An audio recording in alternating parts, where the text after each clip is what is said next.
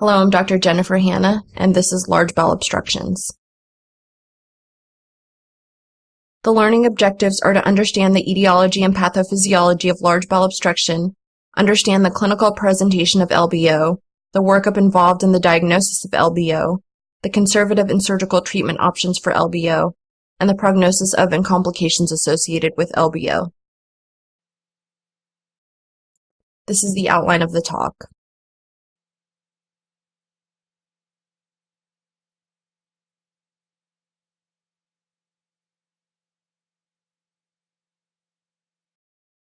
Large bowel obstruction is an emergency condition that requires early identification and intervention. It can result from either mechanical interruption of the flow of intestinal contents or by the dilation of the colon in the absence of any anatomic lesion, called a pseudo-obstruction. The challenges in managing this condition are distinguishing colonic obstruction from ileus, ruling out non-surgical causes, and determining the best surgical management. Distinguishing between a true mechanical obstruction and a pseudo-obstruction is important as well, as the treatment differs. Approximately 60% of mechanical large bowel obstructions are caused by malignancies, 20% are caused by diverticular disease, and 5% are the result of colonic volvulus. The most common causes of adult large bowel obstruction are as follows. Neoplasms leading to obstruction, which tend to have a gradual onset and result from tumor growth narrowing the colonic lumen. Strictures can be from an ischemic or diverticular cause. Diverticulitis in particular is associated with muscular hypertrophy of the colonic wall. Repetitive episodes of inflammation cause the colonic wall to become fibrotic and thickened, leading to luminal narrowing. Volvuli leading to large bowel obstruction can be either colonic, sigmoid, or cecal. A colonic volvulus results when the colon twists on its mesentery, which impairs the venous drainage and arterial inflow. Symptoms of this condition are usually abrupt. A sigmoid volvulus typically occurs in older, debilitated individuals with a history of chronic constipation or those living in an institutionalized setting. Other causes include intussusception, which is primarily a pediatric disease, incarcerated hernia, impaction or obstipation, and gallstone ileus. Acute colonic pseudo-obstruction has many etiologies. This disorder is typically seen in elderly patients who are hospitalized with a severe illness. In a retrospective review of more than 1,400 cases of acute colonic pseudo-obstruction, the most common predisposing conditions were operative and non-operative trauma, infections, and cardiac disease. Mechanical obstruction of the large bowel causes bowel dilatation above the obstruction, which in turn causes mucosal edema and impaired venous and arterial blood flow to the bowel. Bowel edema and ischemia increase the mucosal permeability of the bowel, which can lead to bacterial translocation, systemic toxicity, dehydration, and electrolyte abnormalities. Bowel ischemia can lead to perforation and fecal soilage of the peritoneal cavity. The pathophysiology of acute colonic pseudo-obstruction, or Ogilvie syndrome, is not clear, but it is thought to result from an autonomic imbalance which results from decreased parasympathetic tone or excessive sympathetic output.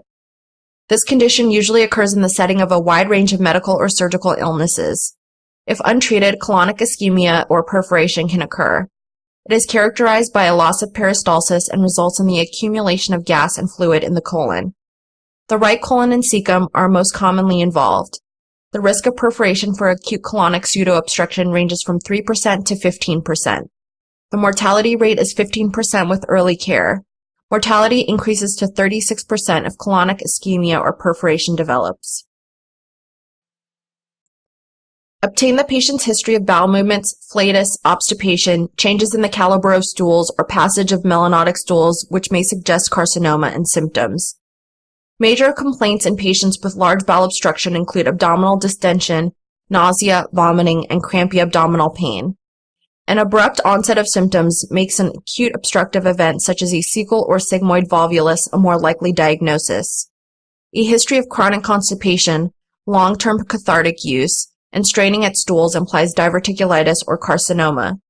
Complete obstruction is characterized by the failure to pass either stool or flatus, and the presence of an empty rectal vault upon rectal examination, unless the obstruction is in the rectum.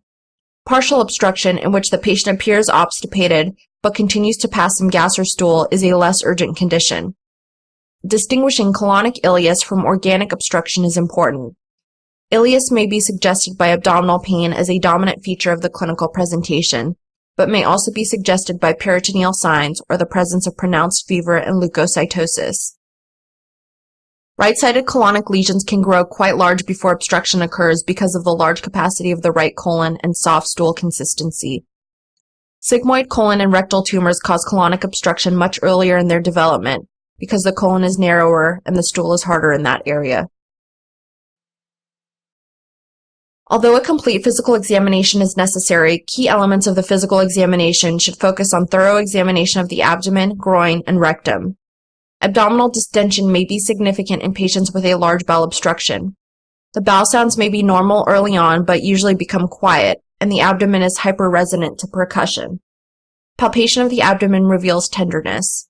Fever, severe tenderness, and abdominal rigidity are ominous signs that suggest peritonitis secondary to perforation, with the cecum being the area most likely to perforate.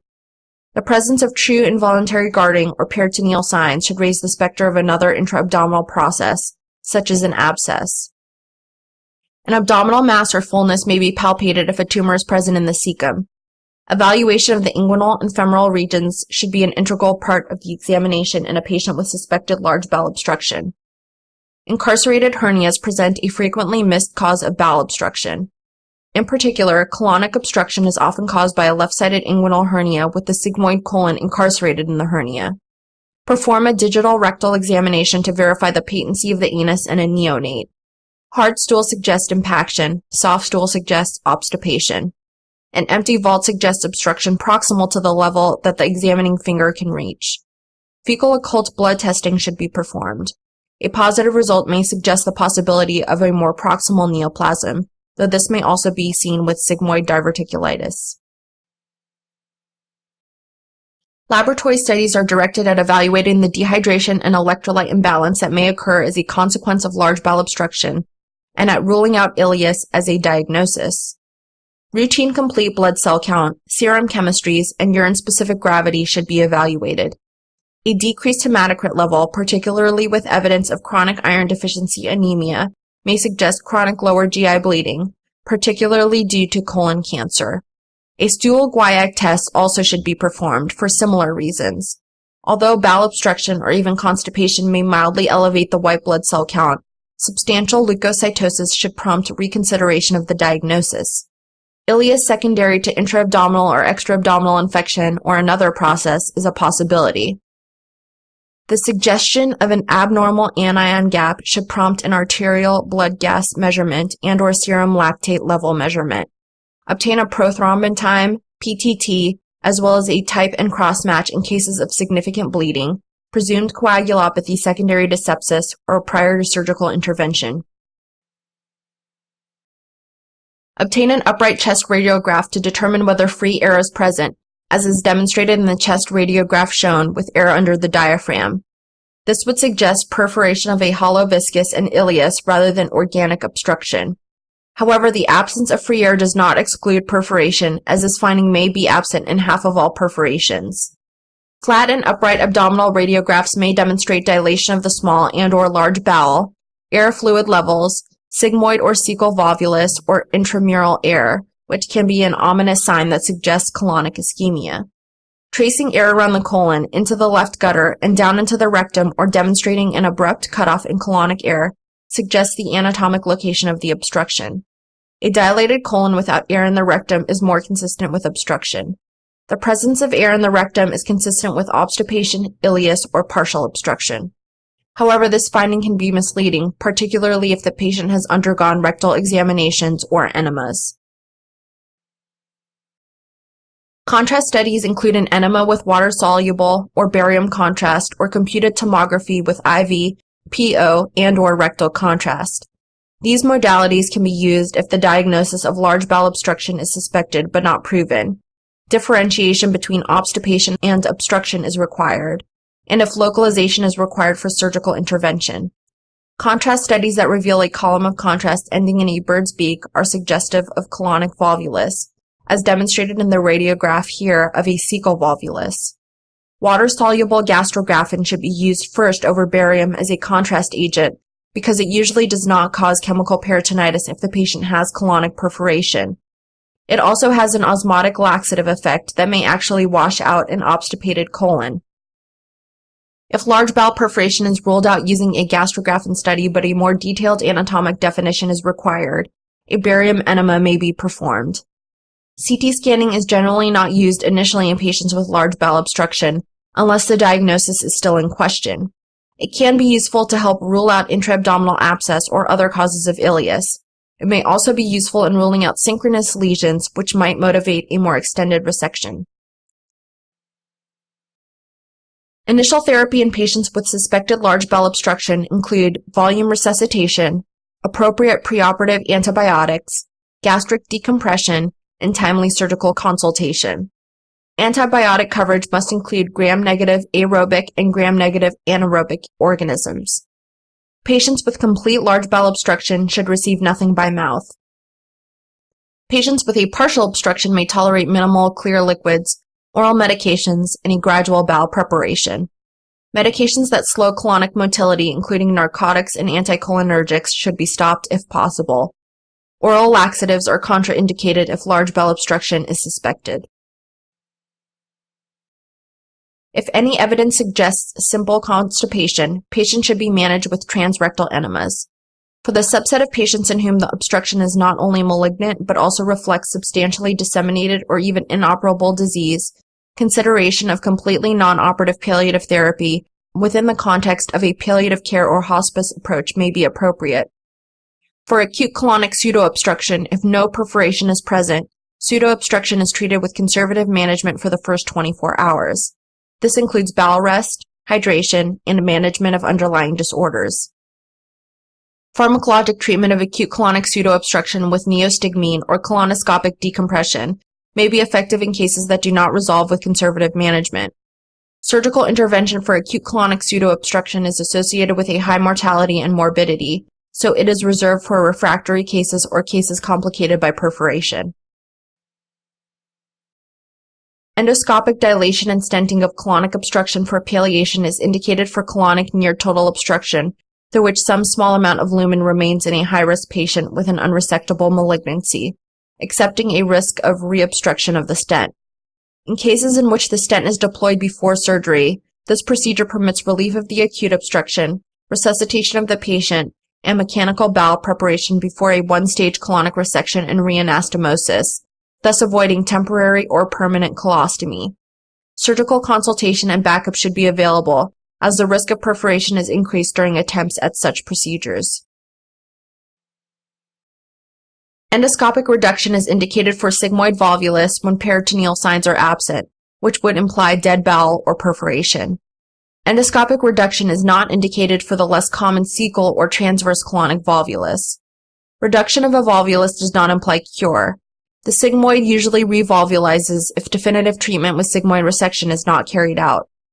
Barium enema for reduction of intussusception is useful and often successful in children in whom a pathologic lead point for the intussusception is unlikely. In adults, typically a pathologic lead point for the intussusception is present. Success is far less likely, and patients still require surgery to deal with their pathology. Surgical intervention is directed at relieving the obstruction. A diverting transverse loop colostomy may be the least invasive procedure for a very ill patient with a left colonic obstruction. It permits relief of the obstruction and further resuscitation without compromising chances for a subsequent resection. A sigmoid colostomy without resection may be used in patients with a rectal obstruction that cannot be managed without a combined abdominoperineal resection. For an obstruction in the right colon, an ileostomy should be performed. However, in younger patients without substantial comorbidity, some surgeons would consider primary anastomosis, assuming no intraoperative hypotension, significant blood loss, or other complications are present. If the cause of the obstruction can be relieved non-surgically through procedures such as decompressing a volvulus, or if the obstruction is only partial, deferring surgery temporarily and supporting the patient while the large bowel is cleansed so that a primary anastomosis may be performed more safely is preferable. A slow preoperative mechanical bowel preparation is indicated for patients who have incomplete obstruction, provided the patient can tolerate it.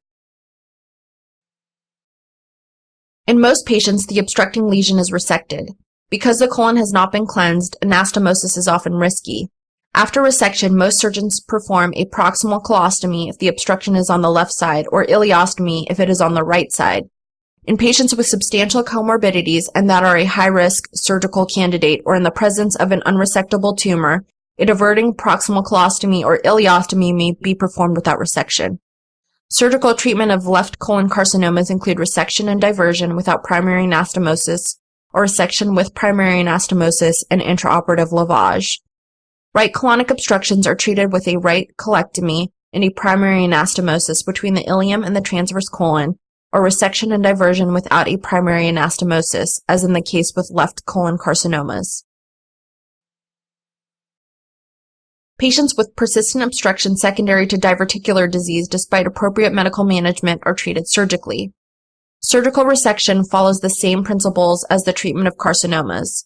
Elective colonic resection is offered to patients with recurrent disease.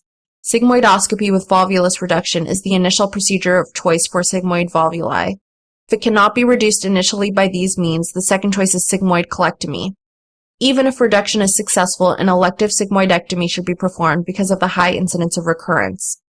The primary treatment of cecal volvuli is also surgical. A cecopexy often needs to be performed to prevent recurrence.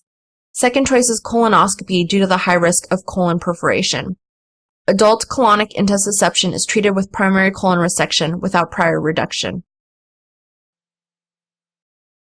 Care after discharge following surgical management of large bowel obstruction focuses on surgical convalescence and, if relevant, the need to care for the disease that caused the obstruction.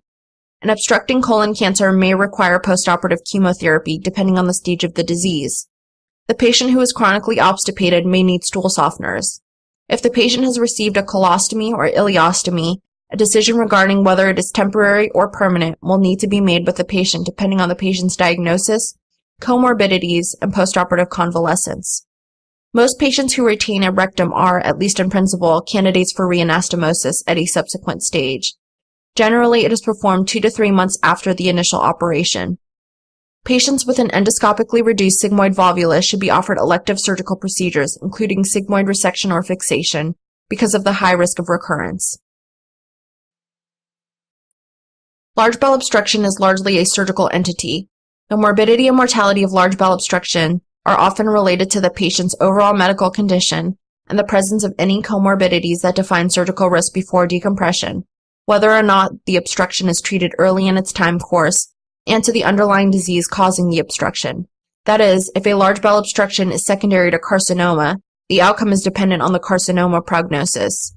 Thus, complications of large bowel obstruction may include the following: perforation, peritonitis from bowel perforation secondary to overstrenuous attempts at reduction of a volvulus or intussusception, or injudicious attempts to dilate or stent an unsuitable colonic obstruction. Sepsis from misdiagnosis or delayed diagnosis with consequent delay in treatment. Intra-abdominal abscess from anastomotic leakage. Pneumonia from aspiration during emesis. Dehydration, electrolyte disturbance, and death. LBO is an emergency condition that can result from either mechanical interruption of flow or dilation of the colon without an anatomic lesion. LBO requires early identification and intervention. LBO occurs most commonly in the elderly and most commonly caused by malignancy. The choice of intervention, as well as its associated morbidity and mortality, depend on the etiology of the obstruction.